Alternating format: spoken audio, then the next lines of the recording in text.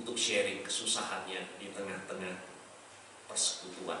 Mari kita lihat, kalau hal demikian ini terjadi juga di antara kita, itu berarti kita, gereja, belum hidup di dalam kasih. Sementara kasih ini belum sempurna. Ada banyak orang bersekutu takut, saya bilang begini nanti orang begitu, saya begini akan begitu, dan begini. Karena kita belum hidup di dalam kasih. Rasa aman dalam kelompok inilah yang akan memungkinkan kita membawa seluruh keberadaan kita, rasa kemanusiaan kita, humanity kita ini satu dengan yang lain. Banyak persekutuan, saudara, tetapi kita tidak mampu untuk membawa seluruh keberadaan kita. Kita masih menyimpan kesusahan kita sendiri. Kita tidak mampu terbuka satu dengan yang lainnya. Ada banyak ketakutan karena kita tahu bahwa kita belum hidup dalam kasih satu dengan yang lainnya. Yang ada orang tidak merasa aman, sharing juga tidak aman, membagikan sukacita juga tidak aman, membagikan pergumulan juga tidak aman. Orang tidak dapat bahwa yang ada dalam persekutuan orang-orang yang kemudian dengan bedak dan ginju tampil tidak dalam keberadaannya sebagaimana adanya satu dengan yang lain. Kita tidak mampu membawa rasa kemanusiaan kita yang utuh. Itu berarti, saudara, baik kesukacitaan kita maupun penderitaan kita, kalau kita mampu untuk membawa kemanusiaan kita yang utuh, kita juga dapat membawa baik jatuh maupun bangun kita. Kita juga dapat membawa baik kekalahan maupun kemenangan dalam hidup ini. Kita juga dapat membawa hidup kita dalam keberhasilan maupun kegagalan dalam hidup kita ini. Saudara, itu kemanusiaan kita. Kita semua mengalami hal yang demikian, suka dan duka. Dan kita dapat mampu untuk men-sharingkan bersama-sama baik suka dan duka dalam kehidupan kita ini. Dari mana, saudara-saudara, kita akan mengawalinya? Kita memberi rasa aman satu dengan yang lainnya hanya satu, kalau kita ini sungguh-sungguh sudah disentuh oleh Kristus. Seperti yang kita terima, seperti yang diberikan Kristus kepada kita, karena kasih-Nya itulah, maka kita dapat membawa diri kita kepadanya apa adanya. Saya rasa dalam doa kita dapat menangis, kita dapat membawa kegagalan kita, tetapi kita juga dapat membawa keberhasilan kita apa adanya. Karena kita tahu di dalam Tuhan itu ada kasih, sehingga kita tidak perlu untuk bawa selubung, kita tidak perlu bersandiwara di hadapan Tuhan. Kita tahu sebagaimana kita dapat membawa seluruh keberadaan kita kepada Kristus. Dan demikian kalau kita disentuh dengan kasih yang seperti itu, kita pun akan mampu hidup di dalam kasih yang demikian itu. Kesedihan yang kita rasakan, kekacauan dan kebingungan yang ada dalam kehidupan kita, kita dapat bawa kepada Tuhan. Meskipun demikian, Allah, kalau sudah mengaku dosa di hadapan Tuhan, Allah akan membenci dan mengolok-olok kita, lalu menggosip kita, lalu Allah tetap mengasihi kita. Kita dimampukan mengasihi orang-orang yang berdosa sekalipun dalam kehidupan. Sebagaimana kita di hadapan Tuhan, demikian rasa cinta kasih kita kepada Allah itu berimbas kemudian sama seperti juga kita menghadapi orang-orang lain. Sama seperti kita menghadap Tuhan tidak selalu dalam keadaan bersih, kita pun juga bisa dalam keadaan kotor. Kita menghadap Tuhan juga tidak hanya dalam keadaan berhasil, kita juga dapat dalam keadaan gagal dan berseru dan menangis di hadapan Allah. Dan Allah mengasihi kita karena keberadaan kita yang demikian ini. Saudara, hanya dengan kasih yang demikian, orang dapat hidup dalam persekutuan dan memulai saling menerima dan menopang. Karena kamu telah menyucikan dirimu. Dan lihat dari sini, ini kata yang sangat penting. Karena kamu telah menyucikan dirimu oleh ketaatan kepada kebenaran, sehingga, itu berarti akibatnya, kamu dapat mengamalkan kasih persaudaraan. Jadi bagaimana cara? Sampai kapanpun tidak akan muncul kasih persaudaraan yang ada ancaman orang pun datang bersekutu, takut untuk bersaksi dan banyak hal. Kita tidak mampu akan mengamalkan kasih persaudaraan yang tulus, ikhlas. Mungkin kalau toh ada juga lebih banyak kemudian dengan bedak dan ginju. Hanya dengan kita menyucikan diri kita dan taat kepada kebenaran, kita dapat mengamalkan kasih persaudaraan. Hendaklah kamu bersungguh-sungguh saling mengasihi dengan segenap hatimu. Sungguh-sungguh itu berarti ada banyak kasih juga tidak sungguh-sungguh. Ada banyak juga dalam gereja kasih, lebih banyak sandiwara. Saudara, setelah jiwamu dikuduskan, melalui kebenaran dalam bahasa Indonesia sehari-hari, sekarang kamu memiliki kasih. Maka sekarang kamu memiliki kasih. Tidak otomatis dengan demikian, saudara.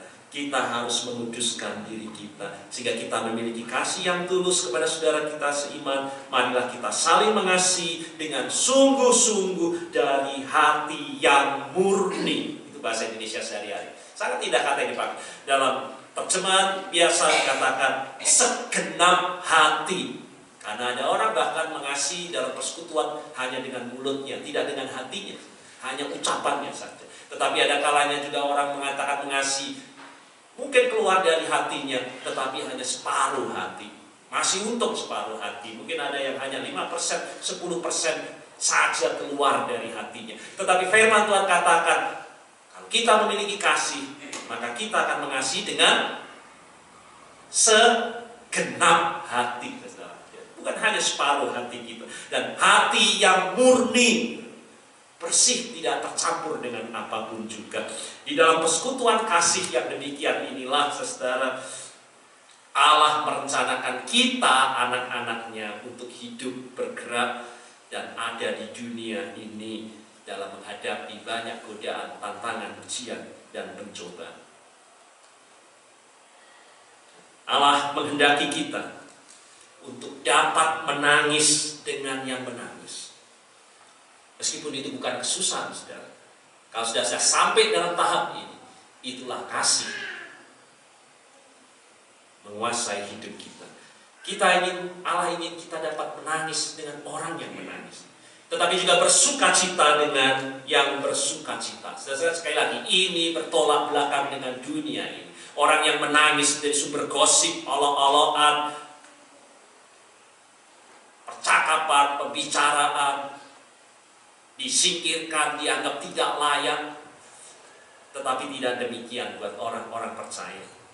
Kita menangis bersama dengan orang yang menangis. Kalau orang bersuka cita di dunia ini karena keberhasilannya, dunia menanggapi dengan kecemburuan, dengan kemarahan, dengan iri hati, lalu juga menyalahkan diri sendiri, kenapa saya tidak seperti dia.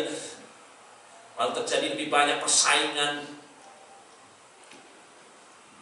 Kalau kita ada di dalam kasih, kita mampu bersuka cita dengan orang yang bersuka cita. Sepenanggungan, saling menanggung satu dengan yang lainnya. Itulah yang dikatakan dalam firman Tuhan. Tubuh itu tidak terbagi-bagi. Masing-masing anggota memperhatikan satu sama lain. Segala anggota itu tolong menolong satu dengan yang lain. Itu dalam terjemahan lama. Karena itu jika satu anggota menderita, karena itu jika satu anggota menderita, semua anggota turut menderita. Jika satu anggota dihormati, semua anggota turut bersuka cita.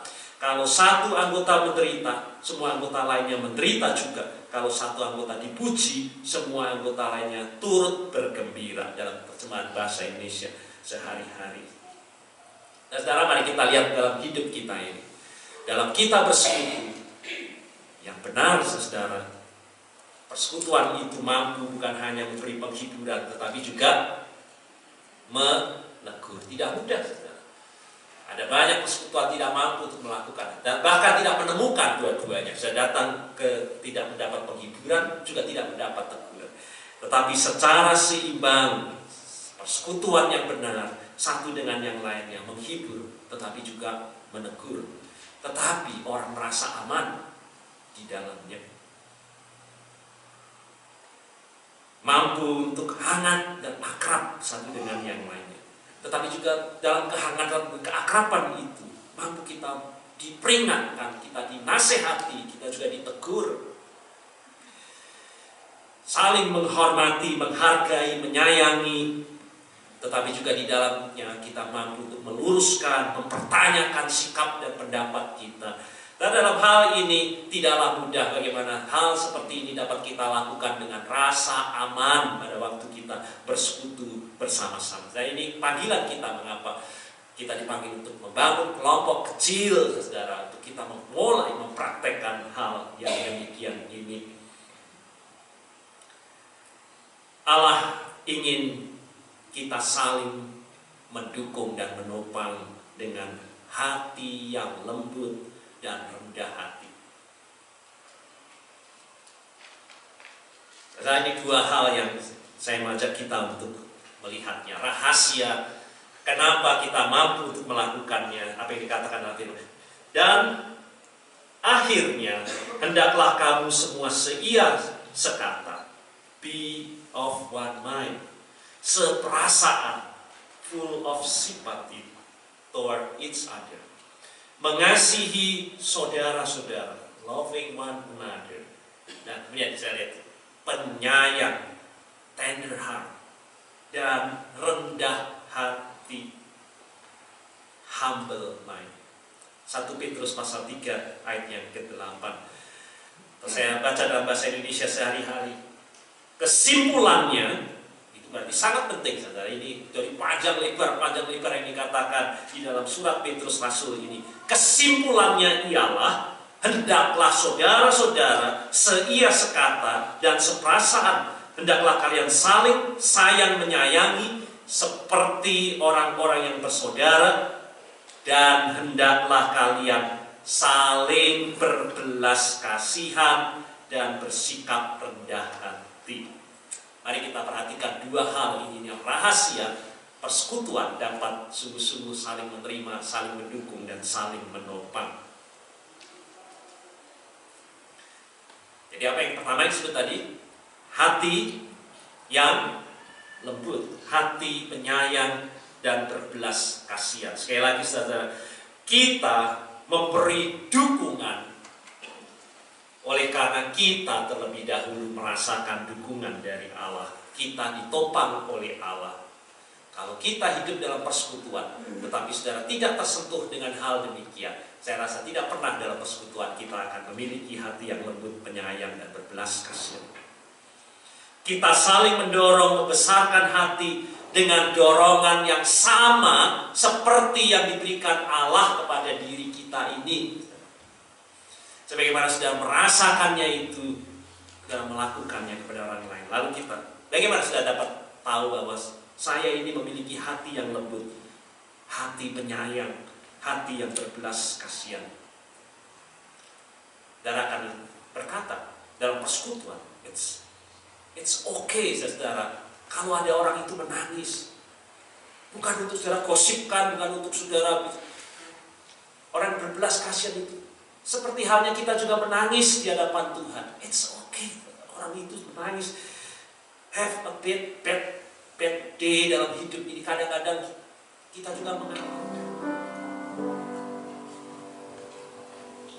Jemaat kami undang untuk bangkit berdiri dan mengucapkan ungkapan iman rasuli dengan sepenuh hati bersama-sama dalam keesaan seluruh umat percaya sepanjang abad dan di segala tempat. Yang demikian ini, aku percaya